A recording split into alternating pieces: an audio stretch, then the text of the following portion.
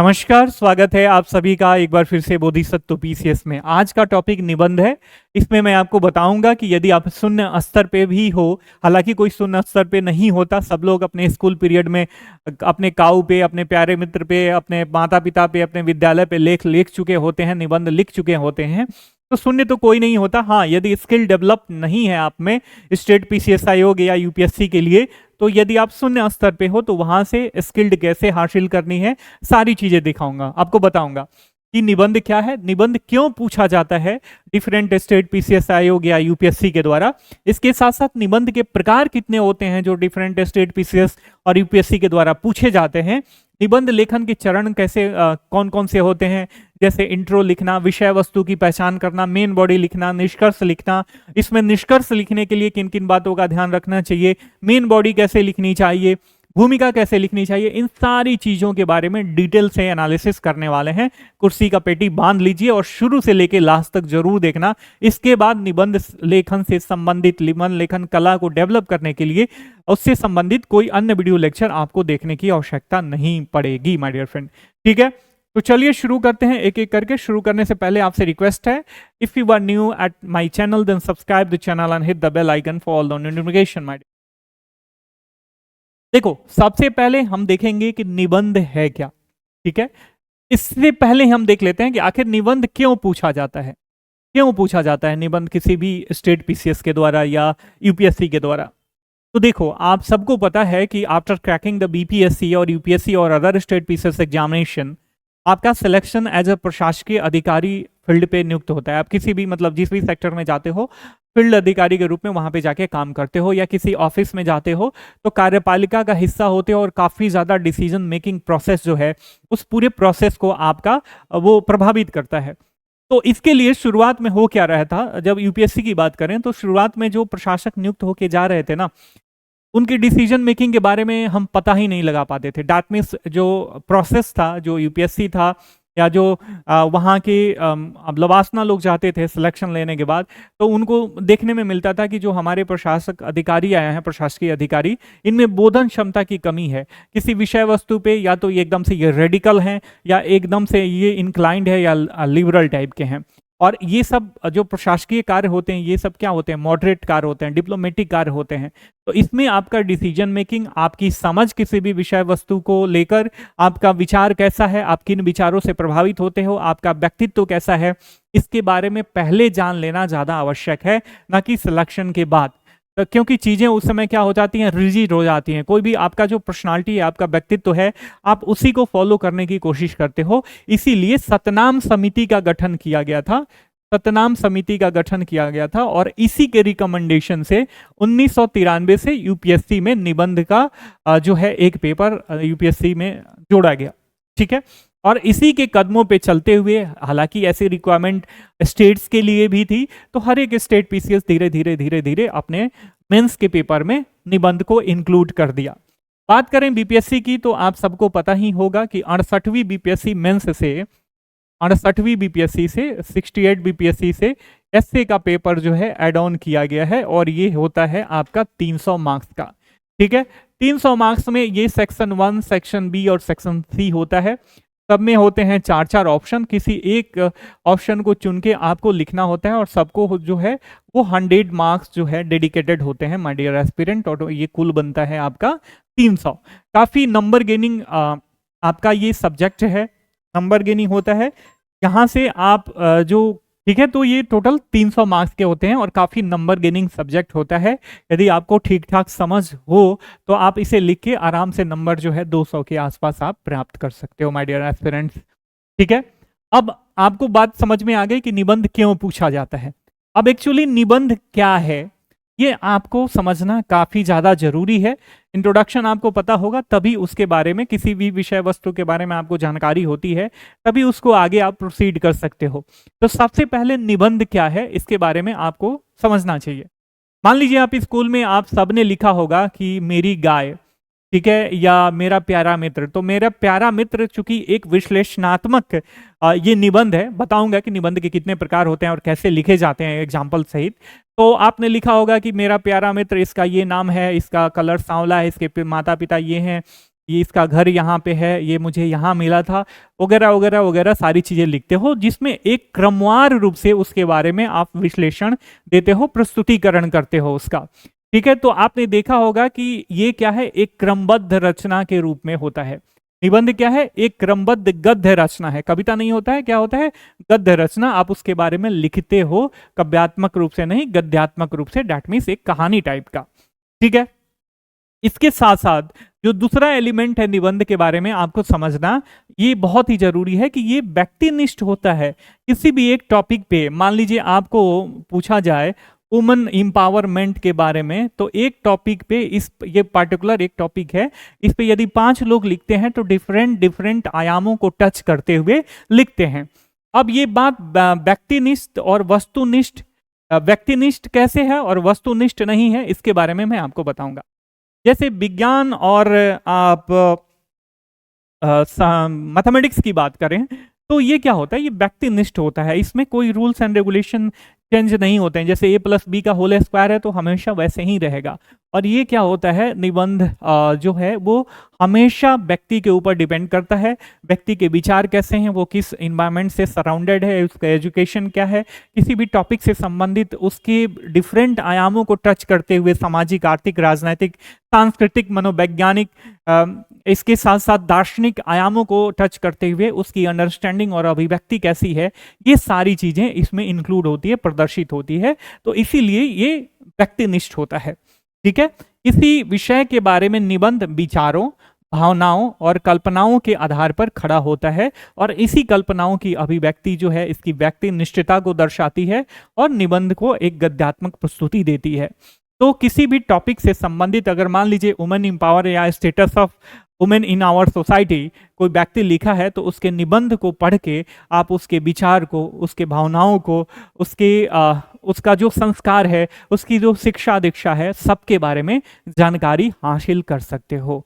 इसीलिए प्रशासकों के लिए ये अनिवार्य है कि वो निबंध लिखना होता है उनको मेंस में, ताकि जो कॉपी चेक करने वाले लोग होते हैं, बड़े लोग होते हैं, वो उनके बारे में जान सकें और उनको जो है आगे प्रोसीडिंग के लिए भेज सकें, दैट मीन्स इंटरव्यू के लिए, ताकि वो एक अच्छे प्रशासक जो है हमारे प्रशासकीय तंत्र में डिप्लॉय कर सकें और हमारे सोसाइटी का विकास हो। और भारत जैसे देश में जहां पे विविधता बहुत अधिक है, ये होना ही चाहिए।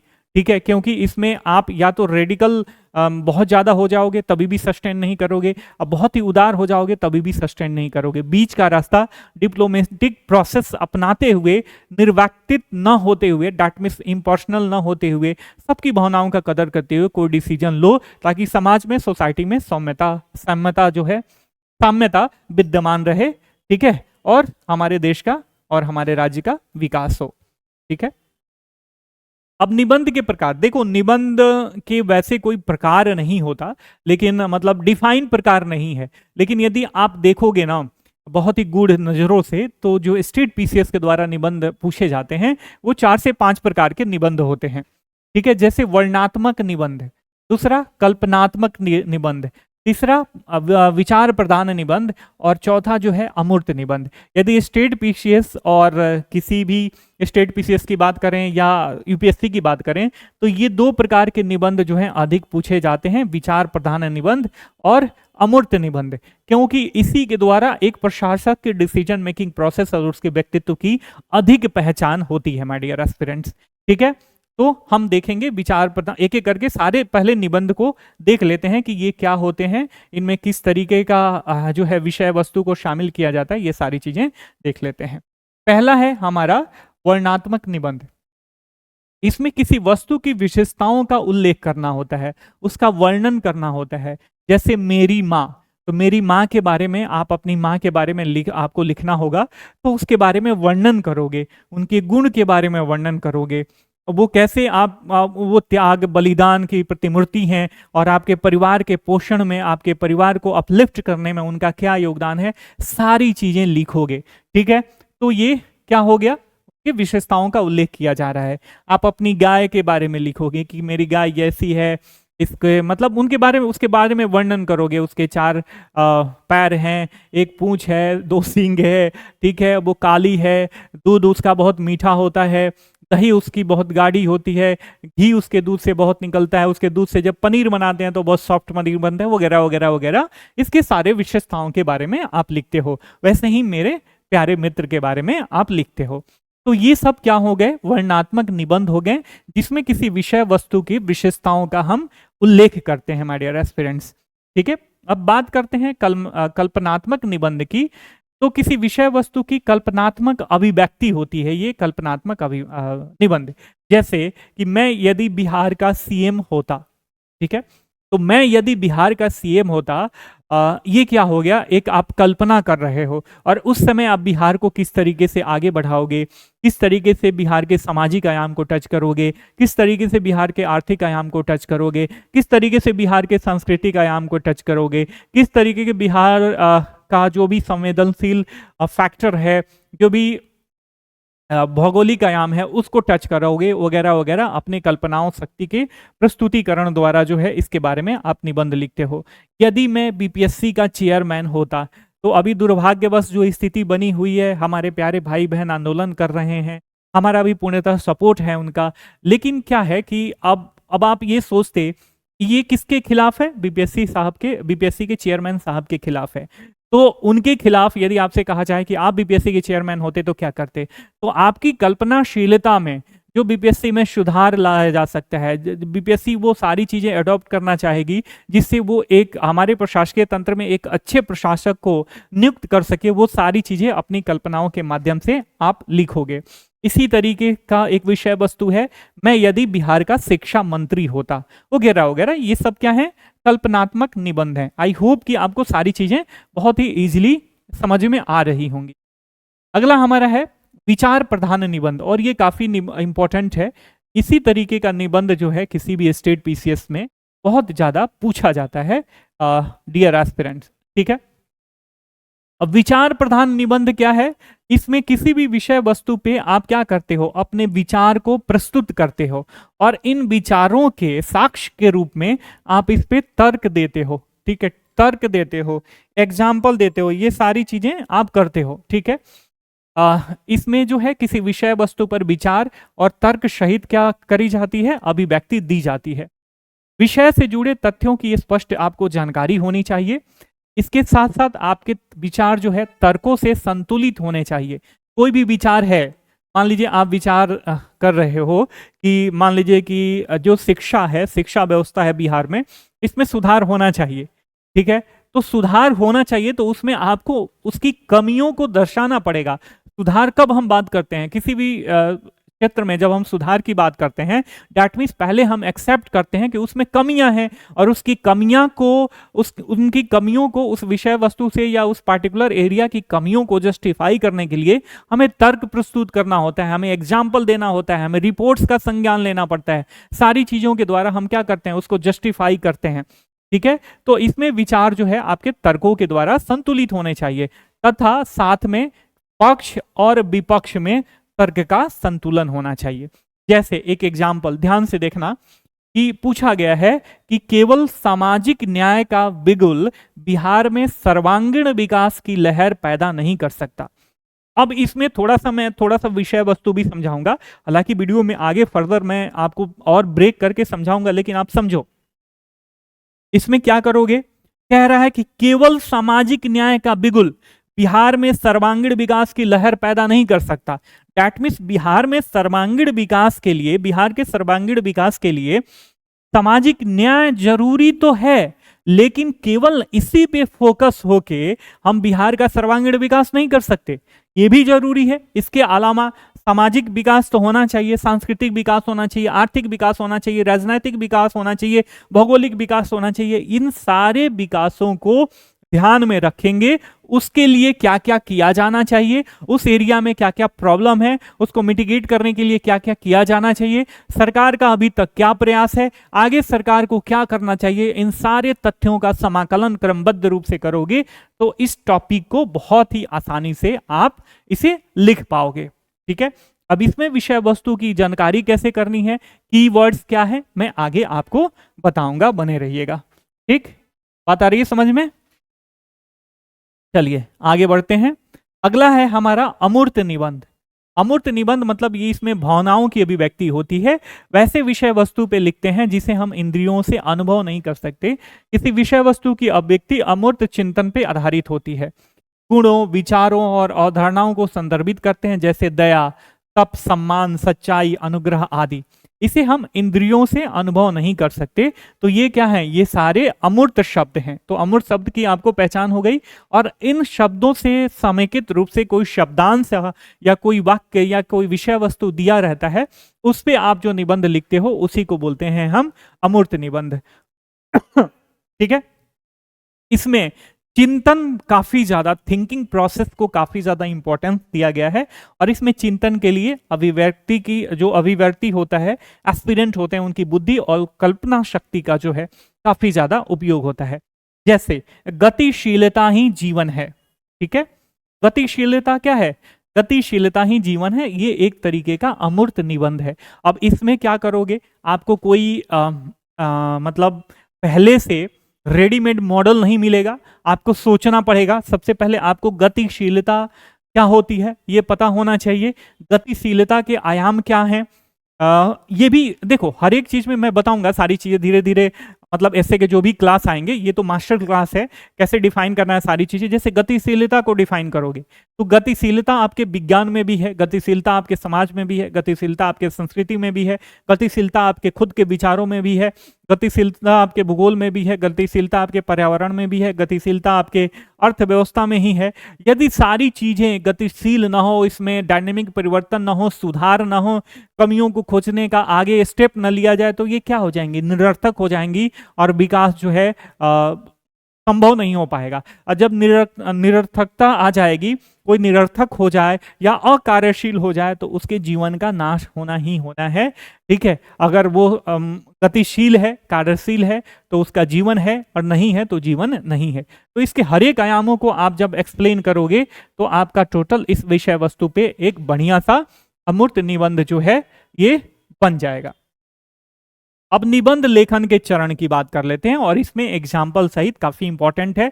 अभी तो हम इंट्रोडक्शन पढ़ रहे थे कि निबंध क्या होता है, क्यों पूछा जाता है, क्यों आवश्यक है निबंध किसी स्टेट पीसीएस एग्जामिनेशन के लिए, निबंध के कितने प्रकार होते हैं, कैसे डिफाइन किया जाता है, ये सारी चीजें हमने देखा।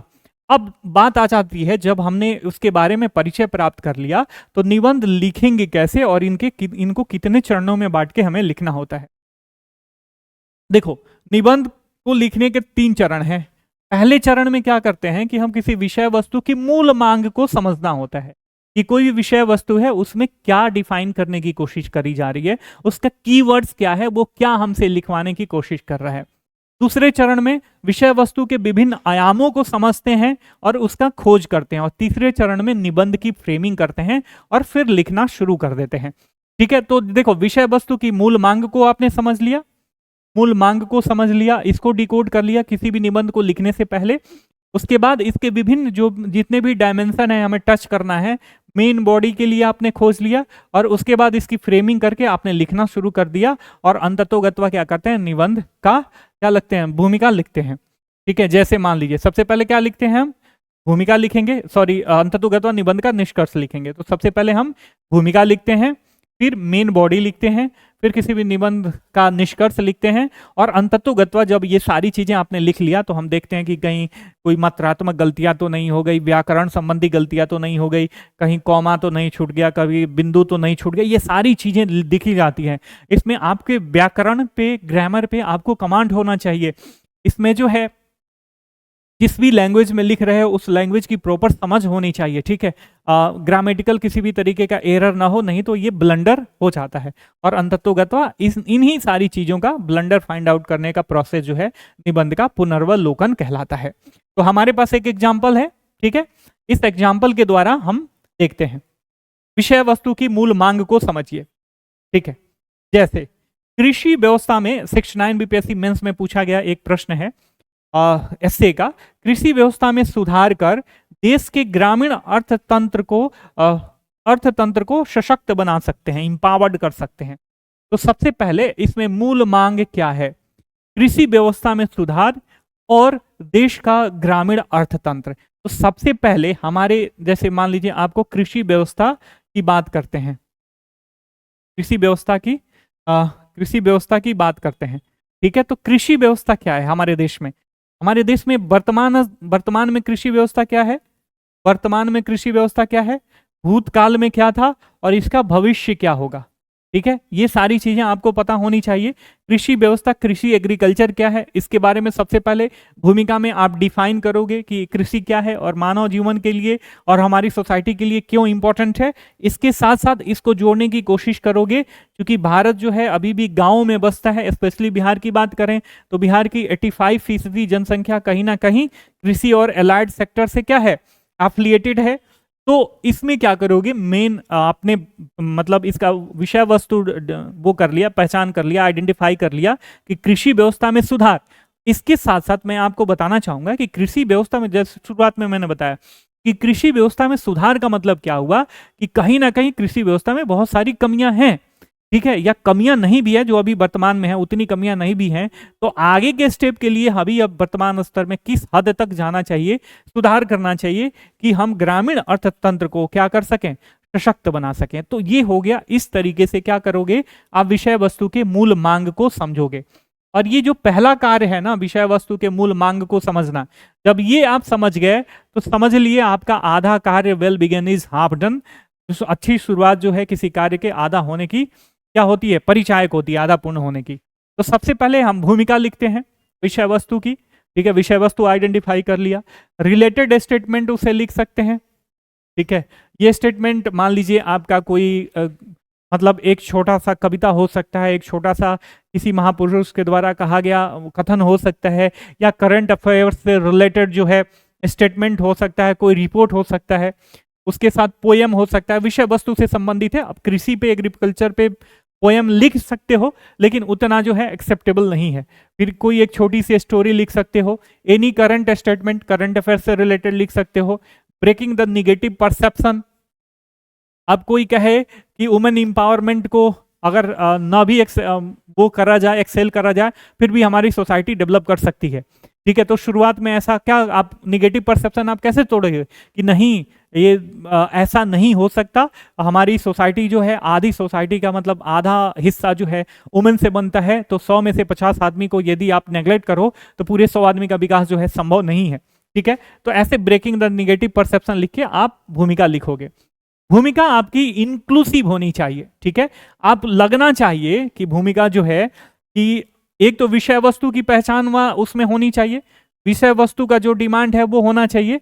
ठीक है, या मेन बॉडी, उसके साथ मेन बॉडी में आप क्या लिखने वाले हो, मेन बॉडी में आप क्या लिखने वाले हो ये भी होना चाहिए। और निष्कर्ष में आपका किस तरीके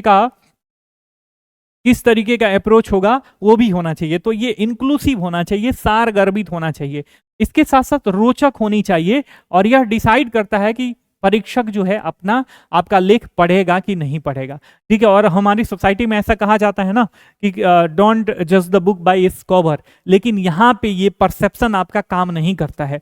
आपके द्वारा लिखी गई किसी विषय वस्तु पे निबंध में भूमिका जो है ये डिसाइड करेगी कि परीक्षक जो है आगे आपके निबंध को मन लगा के पढ़ेगा या नहीं पढ़ेगा। तो निबंध लिखने में भूमिका का जो पहला चरण है, जो फर्स्ट इंप्रेशन डालते हो, वो आप भूमिका से डालते हो। और भूमिका जो है काफी इंक्लूसिव होनी चाहिए, और किन किन तरीकों से होनी चाहिए मैंने ये बता दिया। ठीक है, इसके बाद मेन बॉडी राइटिंग की बात करें तो ये आसान होता है। इसमें जब आप फ्रेमिंग कर दोगे, जैसे मैंने शुरुआत में बताया एक एग्जाम्पल कि केवल जो है सामाजिक न्याय का बिगुल बिहार के सर्वांगीण विकास का परिचायक नहीं हो सकता। ठीक है, तो आपने भूमिका लिख लिया, आपने इंट्रोडक्शन लिख लिया। ठीक है, तो केवल अब उसके बाद सामाजिक न्याय के अलावा जो भी आपने स्ट्रक्चर लिखा है, चाहे वो इकोनॉमी से हो, इकोलॉजी से हो, पॉलिटी से हो, ठीक है, इसके साथ साथ आर्ट एंड कल्चर से हो, साइंस से हो, सारी चीज़ों से संबंधित जो भी आयाम है बिहार में जिनका विकास होना चाहिए, तभी जाके सर्वांगीण विकास हो सकता है। जब आप फ्रेमिंग कर लिए तो मेन बॉडी को फ्रेमिंग वाइज लिखना काफ़ी आसान हो जाता है। और इसमें क्या करा जाता है, बस ये ध्यान रखा जाता है कि जो आपका लेख है ना उसका प्रवाह बना रहे। ठीक है, हर एक पैराग्राफ अपने पिछले पैराग्राफ की स्वाभाविक अगली कड़ी लगनी चाहिए, न कि कुछ भी रैंडमली आप लिख रहे हो। इसके बाद बात करते हैं निष्कर्ष की। तो निष्कर्ष से पूर्णता की अनुभूति होती है। और निष्कर्ष क्या है, खाना खाने के बाद एक खाया गया गुलाब जामुन या रसगुल्ला है, आपका खाना टोटल पच जाता है और आपको खाने की पूर्णता अनुभूति होती है माय डियर एस्पिरेंट। ठीक है, तो निबंध को निष्कर्ष लिखने में ये ध्यान देना चाहिए, और निष्कर्ष हमेशा ऑप्टिमिस्टिक होना चाहिए, सकारात्मक अप्रोच के साथ होना चाहिए। जैसे आप मान लीजिए कि बिहार का भविष्य पे आपको लेख लिखना है, ठीक है, और सारी चीजें आपने बढ़िया लिखा और अंतत्वगत्व लिखा, वर्तमान में इतना करप्शन है, ये है, फलाना है, ढिमकाना है, आपने कमियां गिना दिया कि बिहार का भविष्य अंधकार में है, अब राम ही जाने राम की माया की क्या होगा बिहार का भविष्य। तो क्या है, ये एक पेसिमिस्टिक अप्रोच हो गया और ये दर्शाता है कि आप नकारात्मक हो। ठीक है, और यहाँ पे आपके नंबर जो है अच्छे खासे कट जाएंगे। तो हमेशा ऑप्टिमिस्टिक होना चाहिए, इसमें समाधान होना चाहिए, संभावना होनी चाहिए। ठीक है, तो इसके साथ यदि लिखते हो और साथ में जो भी मेन बॉडी और भूमिका मेन बॉडी है वो सारी चीजें थोड़ा बहुत निष्कर्ष में भी झलकना चाहिए, तब जाके जो है आपका ये संपूर्ण जो एसे राइटिंग का प्रोसेस है ये खत्म होता है। ठीक है, तो ये था जो भी मास्टरी आपको चाहिए, जो भी वर्क करना है निबंध लेखन में, इन सारे एलिमेंट को ध्यान रख के करना है माय डियर एस्पिरेंट। ठीक है, इस बात को ध्यान में रखना, और इतना सारी चीज़ों को ध्यान में रखते हुए, समझोते हुए एस्से राइटिंग की प्रैक्टिस करते हो, 10 20 25 टॉपिक पे लिखते हो, तो ऑब्वियस आप स्किल्ड हो जाओगे, महारत हासिल कर लोगे और आप अच्छा खासा नंबर भी प्राप्त कर सकते हो इसमें एग्जाम में माय डियर एस्पिरेंट। ठीक है, तो ये था। और अंततोगत्वा मैं बताना चाहूँगा कि देखिए 20 दिसंबर से जो शुरू होने वाला था मेंस का बैच, इसको मैं पोस्टपोन कर दिया था आंदोलन के सपोर्ट के लिए। इसके अलावा मैं कहना चाहूँगा कि अब आपको जो है प्रिपरेशन पे भी ध्यान देना चाहिए कि हमेशा जो है आपका बी ऑप्शन भी तैयार होना चाहिए। तो इसको ध्यान में रखते हुए कल से, आज 23 तारीख है ना, 24 तारीख से 24 दिसंबर से फिर से हमारा मेंस का क्लास शुरू हो जाएगा। Daily class based on analytical approach, economic, geography, Bihar static, current affairs, 100+ topic आपको पढ़ाएंगे इंक्लूसिव अप्रोच के साथ। Science and tech, international relation, data interpretation, essay, answer writing practice और पर्सनल गाइडेंस 1 to 1 सारी चीजें दी जाएंगी। जो भी आप एक सप्ताह पढ़ोगे टॉपिक, उसी से संबंधित आंसर राइटिंग प्रैक्टिस वगैरह भी आपसे करवाया जाएगा।